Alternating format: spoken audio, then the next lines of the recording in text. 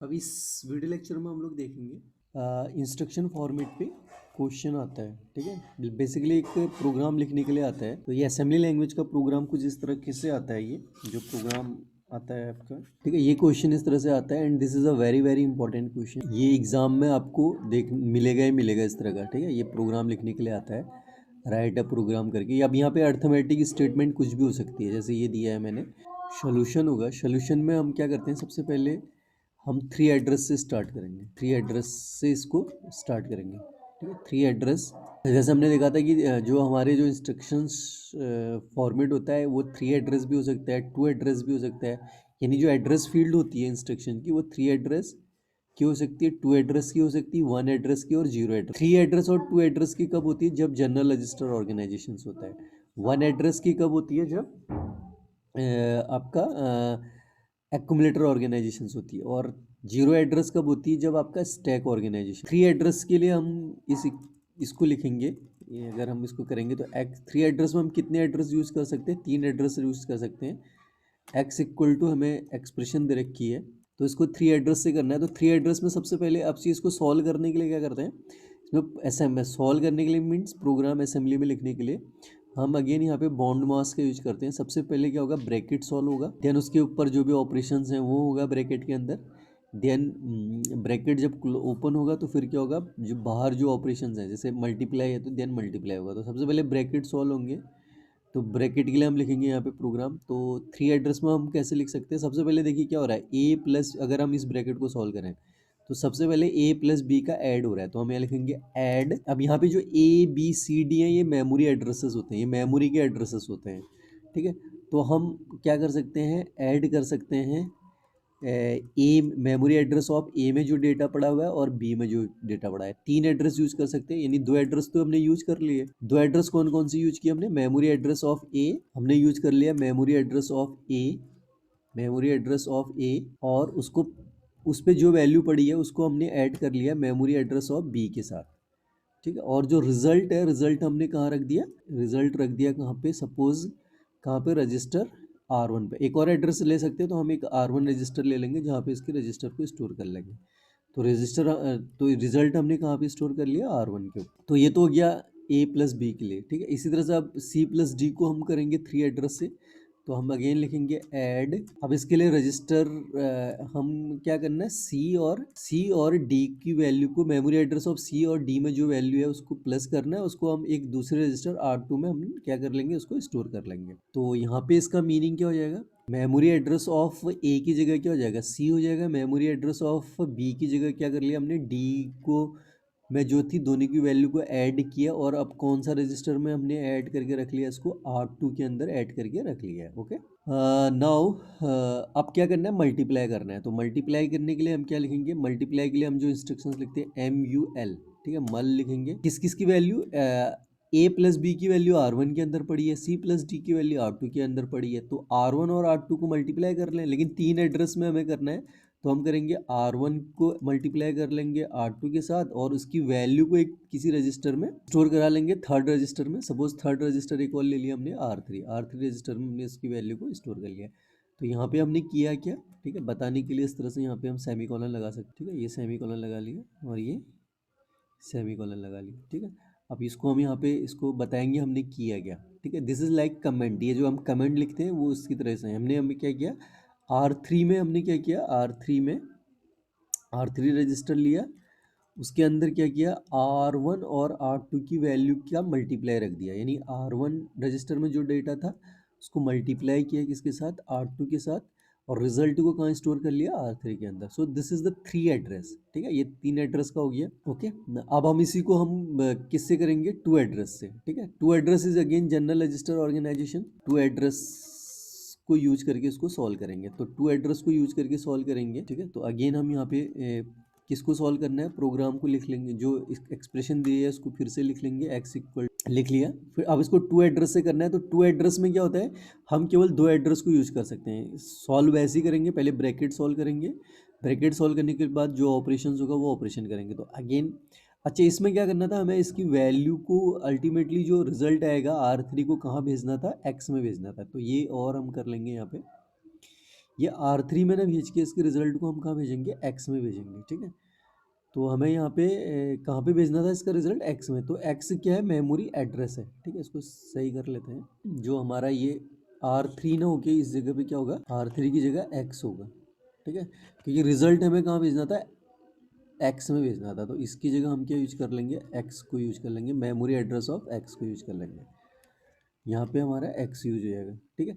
तो R2 और R3 की वैल्यू को मल्टीप्लाई किया और रिजल्ट को हमने कहाँ भेज दिया, X में भेज दिया, ठीक है। यहाँ पे R3 ना यूज करके क्या यूज कर लिया हमने, X को यूज कर लिया, ठीक है। X क्या है, मेमोरी एड्रेस ऑफ X है, ठीक है। तो memory of address memory address of X को कैसे लिखेंगे, मेमोरी एड्रेस ऑफ, यानी R3 और R2 का जो रिजल्ट था मेमोरी एड्रेस ऑफ X में हमने स्टोर कर लिया, ठीक है। क्योंकि अल्टीमेटली लास्ट में वैल्यू इक्वल टू हमें X में भेजना था। अब टू एड्रेस में देखो क्या होगा, टू एड्रेस में हमें दो ही एड्रेस यूज़ करने हैं। तो सबसे पहले हम क्या करते हैं, सबसे पहले इसमें क्या होता है, मूव का यूज़ होता है, ठीक है। मूव करेंगे जो ये मेमोरी एड्रेस ऑफ ए में जो वैल्यू है उसको हम किसी रजिस्टर में मूव कर लेंगे, एक मेमोरी लोकेशन की वैल्यू को, चाहे ए को करो चाहे बी को करो, ठीक है। तो हमने क्या किया, ए की वैल्यू को हमने मूव करा ली रजिस्टर सपोज R1 के अंदर, ठीक है। क्योंकि अब हम यहाँ पे दो ही एड्रेस यूज कर सकते हैं, तो सबसे पहले मूव यहाँ पे हम लिखेंगे, मूव किया हमने मेमोरी एड्रेस ऑफ ए में जो वैल्यू थी उसको कहाँ पे हमने मूव कर लिया, R1 के अंदर मूव कर लिया, ठीक है। ए के अंदर जो वैल्यू थी उसको हमने मूव कर लिया कहाँ पर, मेमोरी एड्रेस ऑफ ए, इसको हम लिखेंगे मेमोरी एड्रेस ऑफ ए में जो वैल्यू थी उसको मूव करा लिया सबसे पहले R1 के अंदर। सबसे पहला स्टेप तो ये करेंगे, R1 के अंदर मूव करा लिया। देन अब हमें क्या करना है, R1 रजिस्टर के अंदर क्या पड़ा हुआ है, हमारी ए पड़ा हुआ है, ए में जो भी वैल्यू है। अब हमें इस ए के साथ किसको प्लस कर देना है, बी की वैल्यू को प्लस कर देना है। तो हम क्या करेंगे, ऐड करेंगे, ठीक है। R1 में जो वैल्यू पड़ी हुई है उसको हम ऐड करेंगे किसके साथ, बी के साथ। और उसका रिजल्ट हमने कहाँ स्टोर कर लिया, R1 पे ही स्टोर कर लिया। ये मीनिंग होता है किसका, टू एड्रेस का। टू एड्रेस का यहाँ पे मीनिंग हमने क्या किया, क्या मीनिंग है, R1 को हमने प्लस किया मेमोरी एड्रेस ऑफ बी में जो वैल्यू पड़ी थी उसके रिजल्ट को हमने फिर से स्टोर कर लिया कहाँ पे, R1 के ऊपर। तो दो एड्रेस यूज कर सकते हैं, दो से ज्यादा एड्रेस यूज नहीं कर सकते। एक एड्रेस R1 का हो गया, एक address memory of location of B का हो गया। सिमिलरली अब नेक्स्ट के लिए हमें करना है C प्लस डी को। तो अगेन हम C को या D की वैल्यू को मूव करा लेंगे। एक नए रजिस्टर ले लिया, सपोज R2 में हमने मूव करा लिया C की वैल्यू को, मूव करा लिया, ठीक है। किसकी वैल्यू को, मेमोरी एड्रेस ऑफ C में जो वैल्यू पड़ी हुई है उसको हमने R2 रजिस्टर के अंदर मूव करा लिया, ठीक है। उसके बाद अगेन ऐड करना है तो हम ऐड लिखेंगे, ठीक है। ऐड किसका करना है, R2 के अंदर जो वैल्यू पड़ी हुई है, R2 के अंदर C की वैल्यू पड़ी हुई है उसको किसके साथ ऐड करना है, D के साथ ऐड कर लिया। तो इसका मीनिंग क्या हो गया, इसका मीनिंग हो गया कि हमने क्या किया, R2 रजिस्टर के अंदर जो वैल्यू पड़ी थी उसको ऐड किया, R2 अंदर की वैल्यू जो पड़ी थी, R2 रजिस्टर के अंदर जो वैल्यू पड़ी थी उसको ऐड किया मेमोरी एड्रेस ऑफ D में जो वैल्यू पड़ी हुई है।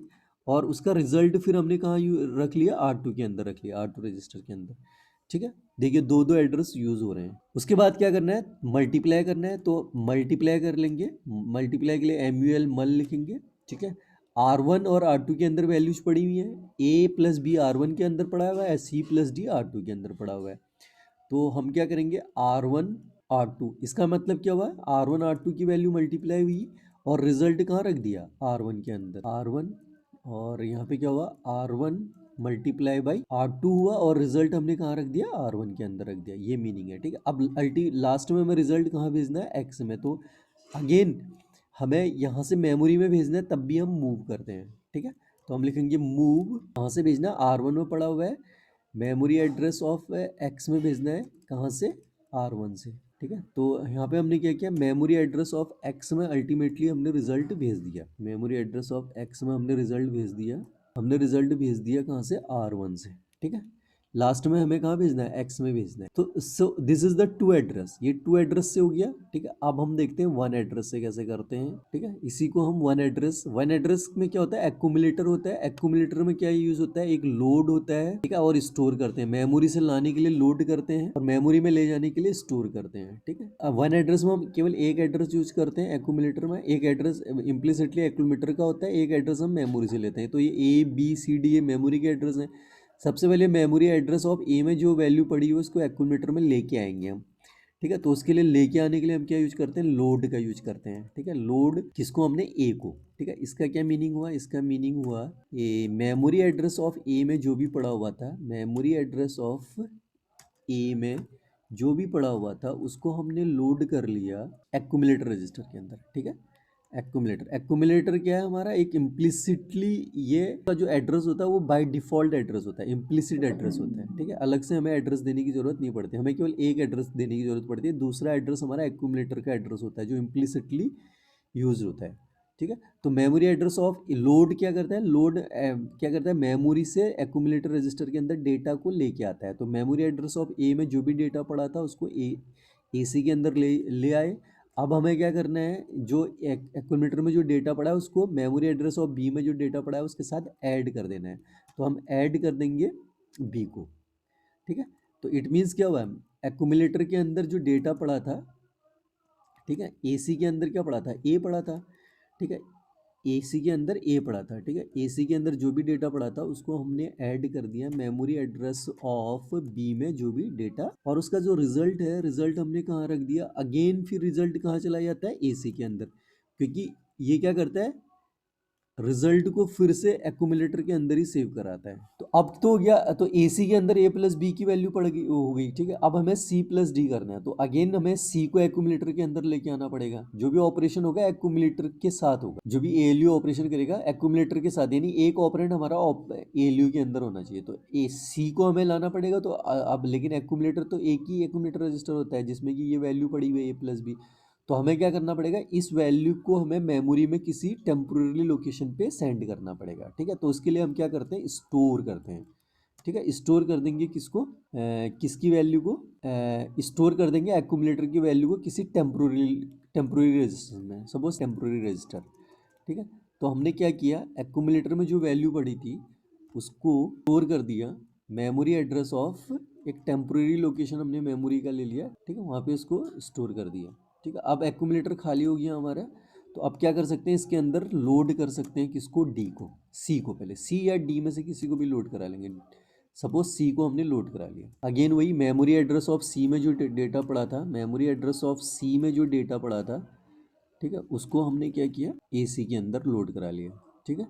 ये यहाँ पे इसकी मीनिंग स्टेप्स देनी भी ज़रूरी होंगी, ये भी यहाँ पे देनी इम्पॉर्टेंट होती हैं, बताना होता है हमें कि हम कि ये इसका मीनिंग क्या है, ये कर क्या रहा है, ठीक है। अब क्या करना है, अगेन सी प्लस डी करना है, तो ऐड करा लेंगे डी के साथ, एक्यूमुलेटर की वैल्यू को ऐड करा लेंगे डी के साथ। तो यहाँ पे हमने क्या किया, ए सी में जो वैल्यू पड़ी थी उसको ऐड कर लिया मेमोरी एड्रेस ऑफ डी में जो वैल्यू पड़ी हुई है, और अगेन रिजल्ट, ऑपरेशन का रिजल्ट कहाँ जाता है, इसका एक्यूमुलेटर के अंदर ही स्टोर हो जाता है, ठीक है, एक्यूमुलेटर के अंदर ही स्टोर हो जाएगा, ठीक है। लास्ट में हमें रिजल्ट अभी इसके अंदर, तो हमें क्या करना है, एक्यूमुलेटर की वैल्यू को अब मल्टीप्लाई करना है टी के साथ, जो ये टी में जो वैल्यू पड़ी हुई है। तो हम क्या करेंगे उसके लिए, हम करेंगे MUL, ठीक है, मल कर देंगे, मल्टीप्लाई कर देंगे टी के साथ, ठीक है। इट मीन्स टी में एक्यूमुलेटर में जो वैल्यू पड़ी थी उसको मल्टीप्लाई कर दिया किसके साथ, मेमोरी एड्रेस ऑफ टी पे जो वैल्यू पड़ी थी। मेमोरी एड्रेस ऑफ टी में क्या पड़ा था, ए प्लस बी पड़ा था, एक्यूमुलेटर के अंदर क्या है, सी प्लस डी है, ठीक है, मेमोरी एड्रेस ऑफ टी में। और जो रिजल्ट होगा, अगेन रिजल्ट कहाँ पे आ जाएगा, एक्यूमुलेटर के अंदर। ये हो गया। अल्टीमेटली फिर रिजल्ट हमें एक्स में भेजना है, मेमोरी लोकेशन ऑफ एक्स पे।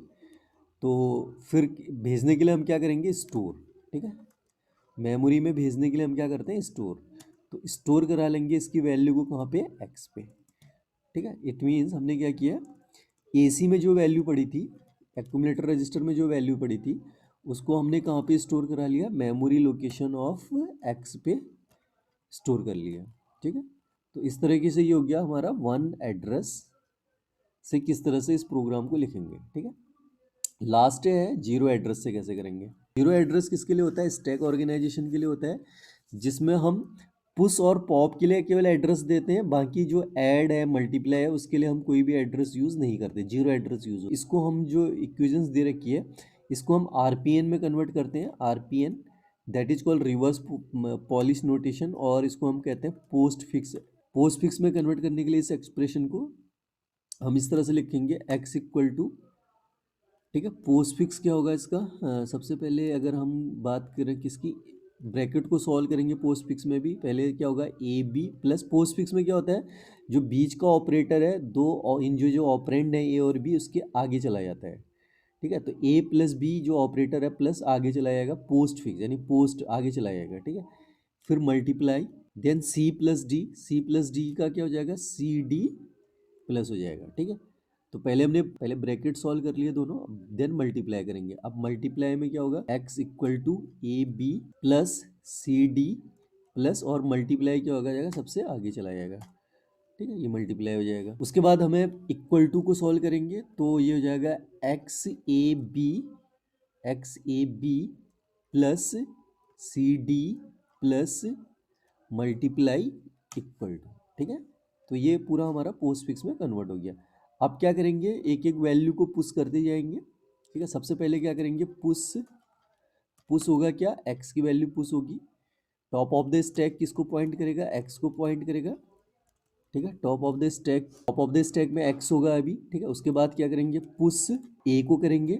ठीक है, तो अब टॉप ऑफ द स्टैक जो पॉइंटर होता है ऊपर को बढ़ता जाएगा। अब किसको पॉइंट करेगा, ये ए को पॉइंट करेगा टॉप ऑफ द स्टैक। उसके बाद क्या है, पुश करेंगे बी की वैल्यू को, तो टॉप ऑफ द स्टैक किसको पॉइंट करेगा, बी को पॉइंट करेगा। उसके बाद देखिए जैसे ही ऑपरेटर आता है, ठीक है, ये बी को पॉइंट करेगा। उसके बाद जैसे ही ऑपरेटर आता है, ऑपरेटर आ रहा है, आप देखिए प्लस आ रहा है, नेक्स्ट वैल्यू प्लस आ रही है।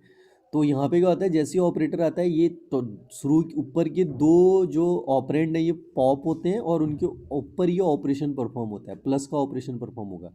यानी कि हम यहाँ खाली लिख देंगे ऐड, और यहाँ पे कोई भी एड्रेस नहीं देंगे। ठीक है, जीरो एड्रेस देंगे। तो इसका मतलब क्या होगा, टॉप ऑफ द स्टैक किसको आप पॉइंट करेगा, ए प्लस बी को, यानी ए दोनों ऑपरेंड ये यहाँ से पॉप होंगे, दोनों के बीच में ऑपरेशन होगा ऐड। ठीक है, A plus B Ed operation होगा और फिर से ये पुश कर दिया जाएगा, ये मीनिंग होगा इसका। ठीक है, अब इसके ऊपर जो आएगा फिर क्या होगा, पुश करेंगे सी को, पुश होगा सी की value, top of the stack अब सी को पॉइंट करेगा। इसी तरह से पुश डी करेंगे, टॉप ऑफ द स्टैक किसको पॉइंट करेगा, डी को पॉइंट करेगा। उसके बाद पुश डी कर लिया। अब क्या आ रहा है, उसके बाद क्या आ रहा है, फिर से ऐड आ रहा है। ठीक है, तो जैसे ही ऐड करेंगे तो ऐड करते ही क्या होगा, टॉप ऑफ द स्टैक अब सी और डी क्या हो जाएंगे, पॉप हो जाएंगे। टॉप ऑफ द स्टैक किसको पॉइंट करेगा, ये पॉइंट करेगा सी प्लस डी। उसके बाद क्या आ रहा है, देखिए मल्टीप्लाई आ रहा है, तो हम खाली क्या लिखेंगे, मल। तो दोनों ऊपर के क्या हो जाएंगे, ए प्लस बी देखिए यहाँ पड़ा था। ठीक है, और अब उसके ऊपर क्या आ गया, सी प्लस डी, तो दोनों पॉप होंगे और दोनों के बीच में मल्टीप्लाई हो जाएगा। तो टॉप ऑफ द स्टैक में क्या हो जाएगा, जो हमारी इक्वेशंस है, A plus B into C plus D. ठीक है, यानी कि ये कुछ इस तरह से हो जाएगी आपकी, ये हो जाएगा। उसके बाद क्या आ रहा है, देखिए इक्वल टू ऑपरेटर आ रहा है, तो अगेन ये ऑपरेटर आ रहा है, तो ये क्या वैल्यूज होंगी, यहाँ से पॉप हो जाएंगी। पॉप होके पी ओ पी पॉप करेंगे, पॉप करके हम इसको कहाँ पे लेके चले जाएंगे, एक्स के ऊपर लेके चले जाएंगे। लास्ट में क्या बचेगा, देखिए जब मल्टीप्लाई करेंगे तो एक्स बचेगा, और ये जैसे इक्वल टू आता है, इक्वल टू आएगा, ये दोनों पॉप हो जाएंगे, ये और एक्स। ठीक है, और उनके ऊपर इक्वल टू का ऑपरेशन हो जाएगा, आ जाएगा। ठीक है, तो यहाँ पे इक्वल लिखा नहीं जाता, लेकिन ये इस तरह से ये ऑपरेशन आएगा, जैसे ऐड मल्टीप्लाई लिखा है, यहाँ पे इक्वल लिखा नहीं जाता। लास्ट में हम क्या कर लेते हैं, अब जो एक्स में जो वैल्यू पड़ी है उस पूरे को हम क्या कर लेंगे, पॉप कर लेंगे। ठीक है, एक्स में पूरी वैल्यू क्या होगी हमारी, यही वैल्यू होगी जो ये है। ठीक है, X equal to A plus B into C plus D. ठीक है, ये वैल्यू होगी।